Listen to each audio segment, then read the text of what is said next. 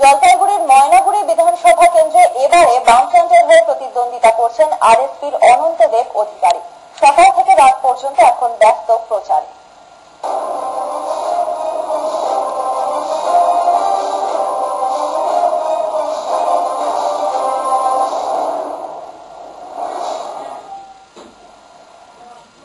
উত্তরবঙ্গে ভোট হবে 18 এপ্রিল।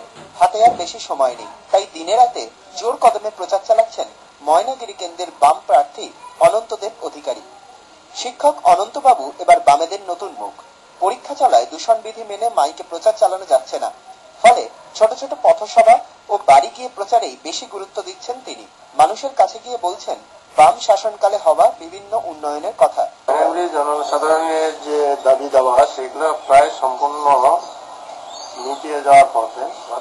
প্রথমত অর্ধ সমাপ্ত কাজগুলো যাবে সম্পূর্ণ হয়। ময়নাগুড়ি জনগণের দাবি ছিল এক সময় যেমন জর্দা ব্রিজ, সেই জর্দা ব্রিজের কাজ সম্পূর্ণ হয়েছে। ময়নাগুড়ি মানুষের দাবি ছিল যে ময়নাগুড়িতে একটা মহাবিদ্যালয় বা কলেজ স্থাপন হোক, সেটার কাজ সম্পূর্ণ হয়েছে। সম্ভাবনা 100% এ বিষয়ে আমরা নিশ্চিত, এবং এটা জনগণই আজকে জনগণের মধ্য থেকেই সেটা উঠে আসছে। ময়নাগুড়ি কেন্দ্রে অনন্তদেব অধিকারীর বিরুদ্ধে এবার তৃণমূলের প্রার্থী জ্যোতিকা রায় বসুনিয়া। কিন্তু জ্যোতিকা দেবীকে নিয়ে তৃণমূল শিবিরে ইতিমধ্যেই শুরু হয়েছে ঘরোয়া কোন্দল। অন্যদিকে লোকসভা নির্বাচনেও এই কেন্দ্রে এগিয়ে বামেরাই। ফলে নির্বাচনে প্রচার পর্বের মতোই জেতার বিষয়ে এগিয়ে এই বাম প্রার্থী। অভিরূপদের রিপোর্ট, তারা নিউজ, জলপাইগুড়ি।